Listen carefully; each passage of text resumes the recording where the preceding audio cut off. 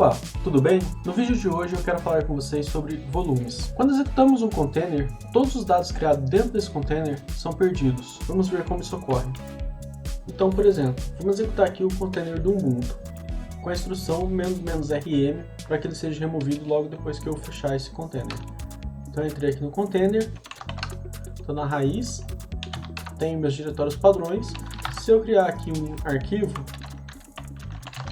meu arquivo.txt, ele existe aqui, só que no momento que eu sair desse container, mesmo que eu rode um container do Ubuntu novamente, repare, eu estou no barra, só que eu não tenho mais esse meu arquivo txt. O que acontece? Esse arquivo foi criado num outro container, e esse container, essa camada que foi criada para esse container, foi destruída junto com esse container. Então a gente perde aquela informação. Existem situações que não vamos querer perder os dados junto com o container. Por exemplo, quando você tem um container rodando, você quer reiniciar a máquina, iniciar novamente o container e manter acesso aos dados que você já tinha anteriormente nesse container. Para essas situações, a gente vai ver como montar volumes do disco no container. Uma das formas de a gente persistir os dados, independente do ciclo de vida do container, é fazendo bind, ou seja, a gente vai associar um diretório da minha máquina com um diretório do container.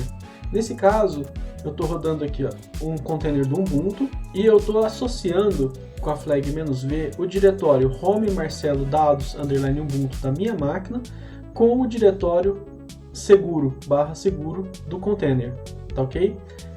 Esse segundo exemplo é a mesma coisa, só que ele tem aqui no final !ro. O que ele faz? Ele faz com que esse diretório seja montado como read only, ou seja, somente leitura. Docker run -it -rm -v /home /marcelo /dados _ubuntu seguro espaço Ubuntu.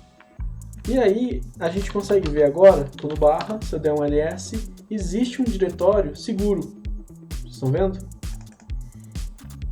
Se eu entrar nesse diretório e criar um arquivo, por exemplo, touch meu arquivo.txt, nesse momento eu estou salvando esse arquivo não dentro do container, mas dentro do diretório da minha máquina. Vou abrir aqui uma nova aba para a gente ver esses dados. Então ele está no barra home, marcelo, dados _ubuntu. Vocês estão vendo que existe o arquivo que a gente criou aqui dentro do container. Eu estou visualizando ele pela minha máquina. E o mesmo vale se eu criar aqui, novo.txt na minha máquina. Nesse diretório, automaticamente ele vai existir aqui também. E nesse caso, se eu sair desse container e iniciar um novo container apontando para o mesmo diretório, eu continuo vendo meus dados. Sair aqui. O !ro faz com que ele seja somente leitura.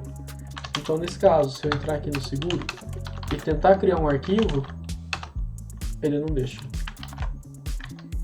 Quando utilizamos o bind, nós temos que nos responsabilizar pela existência do diretório e também pelos privilégios de acesso do nosso container. Uma alternativa para isso é utilizando o Manage Volumes. Nesse caso, o Docker vai ficar responsável por gerenciar os diretórios locais. Para listarmos nossos volumes, utilizamos docker volume ls. Ele vai mostrar todos os volumes. Perceba que eu já tenho alguns. Eu posso remover um volume. Então, por exemplo, docker volume rm e o nome do volume. Eu vou remover esse teste. Então, se eu está aqui, ele não existe mais. Repare que quando eu removi o volume, todos os dados dentro daquele volume foi apagado também. Eu posso criar um novo volume. Então, docker volume create e o nome do meu volume. Novo volume, por exemplo. Se eu der um ls, agora ele existe. E como é que eu vou fazer para montar esse volume no meu container? Vamos fazer de uma forma bem similar ao que já estávamos fazendo. Então, basicamente, deixa eu limpar a tela. Basicamente, a gente vai digitar o mesmo comando. A diferença é que na flag "-v", ao invés de apontar um path de um diretório, eu coloco o nome do volume que eu quero montar.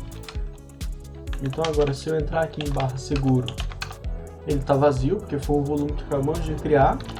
Então eu posso dar aqui um touch f1.txt, saio dele. Se eu rodar um novo container apontando para o mesmo volume, o arquivo continua existindo lá. Existem outras formas de lidarmos com dados com container, porém antes de seguirmos, eu gostaria de falar um pouquinho sobre containers nomeados. A gente pode batizar um container, ou seja, dar um nome para um container. Isso vai facilitar muito na hora da gente usar o Docker, porque eu não preciso ficar usando o ID dele. Vamos dar um exemplo. Então se rodarmos aqui docker run -it -rm ubuntu. Estamos com o Docker em execução. Se eu der um docker ps, eu consigo ver ele aqui, executando a 4 segundos. Ele tem esse ID e um nome que o próprio Docker deu para ele, tá? Então sempre que eu quiser operar em cima desse container, eu posso usar tanto esse ID quanto esse nome, que cada hora vai ser um diferente, quer ver? Vamos matar esse container e rodar um outro container aqui. Se a gente der um docker ps, o ID mudou e o nome também mudou. Então a opção que a gente tem é usar o --name igual e dar um nome para ele, por exemplo, Luísa. Nesse caso, se eu der um docker ps, repare que o ID continuou mudando, só que agora o nome dele veio fixo, Luísa. Se eu sair e executar novamente, ele vai continuar chamando Luísa, mesmo tendo outro ID, tá? Lembre-se que ter o mesmo nome não faz ser o mesmo Docker, né? O ID muda, mas facilita para a gente fazer referências aos containers. Uma outra opção que temos quando estamos trabalhando com volumes no Docker é montar um volume de um outro Docker. Por exemplo, nessa primeira linha, nós temos a chamada de um container do Ubuntu que faz um bind para o diretório, nada de novo até aqui. E a gente dá o nome dele de server. Na segunda linha, a gente tem uma nova chamada, só que agora a gente tem essa flag --volume from e o nome de um container, que no caso é o container que a gente criou na linha anterior. Esse segundo container vai ter acesso aos mesmos diretórios que foram montados no primeiro container. A terceira linha é muito similar à segunda, com a diferença que ele tem a flag 2.ro no final, que faz com que essa montagem seja somente leitura. Então, para rodar aqui, a gente executa o container. Estou com ele aqui, então eu posso vir aqui em barra dados, no caso, né? E criar aqui um test2, por exemplo.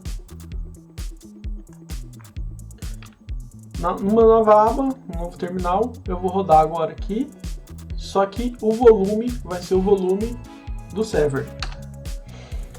Então, nesse caso aqui, eu também tenho o barra dados, que também tem os mesmos arquivos. Se eu criar aqui